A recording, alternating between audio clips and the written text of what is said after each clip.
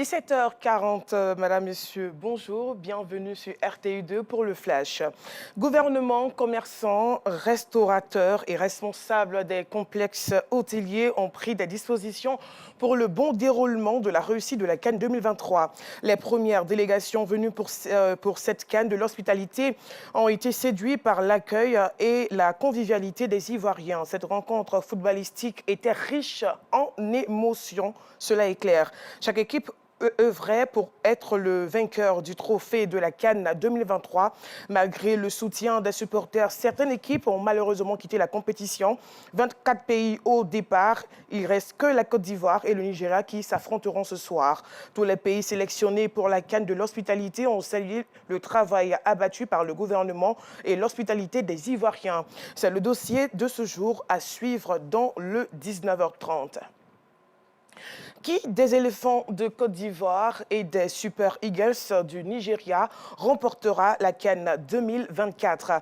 La Côte d'Ivoire reçoit au stade d'Ebempe le Nigeria pour une finale au sommet ce dimanche 11 février à 20h. Le gagnant succédera au Sénégal au palmarès de la Coupe d'Afrique des Nations. Je le disais à l'instant, la Côte d'Ivoire affronte ce soir le Nigeria dans le cadre de la finale de la Coupe d'Afrique des Nations 2023. Une finale qui a lieu au stade Alassane Ouattara de Bempé en présence du chef de l'État. Comment les populations se sont préparées pour cette finale? Quelles sont les dispositions qui ont été prises? Les réponses dans le 19h30.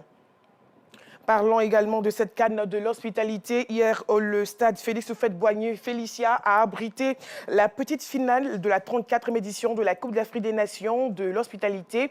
Le match Afrique du Sud et la République démocratique du Congo. L'Afrique du Sud a remporté cette rencontre suite à une séance de tir au but 6 contre 5. Les Sud-Africains occupent ainsi la 3e place de cette compétition. Hors de la Côte d'Ivoire, le mouvement de contestation ne faiblit pas au Sénégal dans la tourmente depuis le report de la reprise de l'élection présidentielle après des manifestations dont la répression a fait 2 morts. Une enquête est ouverte après la mort vendredi d'un étudiant en géographie à Saint-Louis dans des circonstances encore non élucidées et un vendeur ambulant a succombé à ses blessures samedi à Dakar, victime selon ses proches d'un tir de gendarme la veille. Terminons ce flash, fin du droit du sol à Mayotte. Il ne sera plus possible de devenir français si l'on n'est soi-même pas enfant de français, déclare Gérald Desmarnins à son arrivée sur l'archipel. Le ministre de l'Intérieur est en déplacement ce dimanche à Mayotte pour tenter de trouver des solutions après 3 semaines de blocage sur l'île. Il a notamment annoncé la fin du droit du sol et la division par 5 du regroupement familial. Voilà, fin de ce journal. On se retrouve dans les 19h30.